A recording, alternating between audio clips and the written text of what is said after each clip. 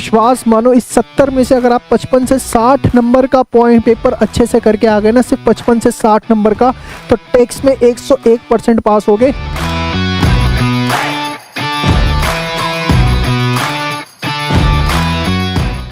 नमस्कार दोस्तों, जय श्री श्याम। टेक्स्ट के पेपर को आपको किस तरीके से अटेम्प्ट करना, इस वीडियो को पूरा देख लेना, तभी आप टेक्स्ट के पेपर को कॉन्फिडेंस के साथ अटेम्प्ट कर पाओगे। बहुत छोटी छोटी 4 बातें आपको बताने जा रहा हूं।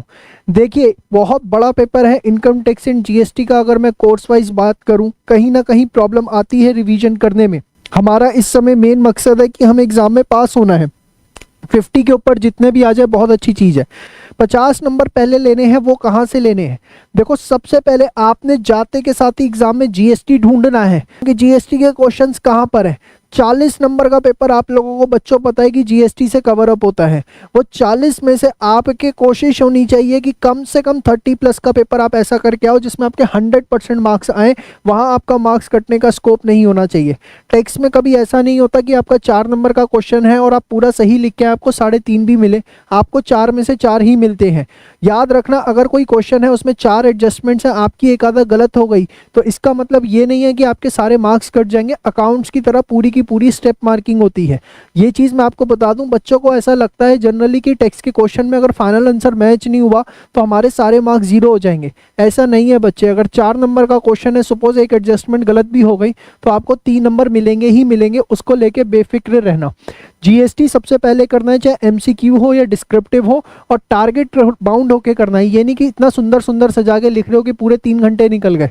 लगभग जो है 60 to 75 मिनट्स के अंदर आपका जीएसटी हो जाना चाहिए।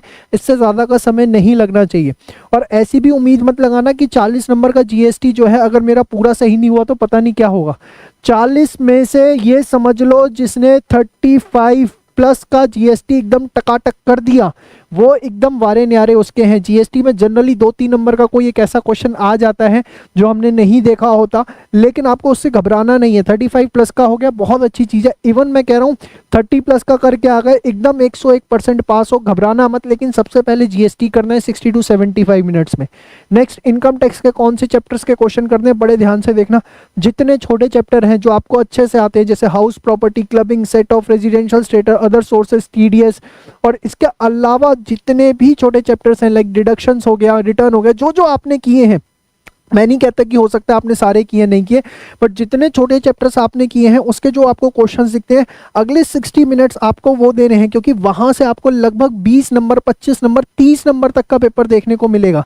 30 नंबर तक का पेपर आपको यहाँ से छोटे चैप्टर्स में से श्योर शॉर्ट देखने को मिलेगा। कई बार 40 भी हो जाता है, फिर भी एक 30 की एवरेज लेके चलो। 40 और 30 कितना हो गया? 70।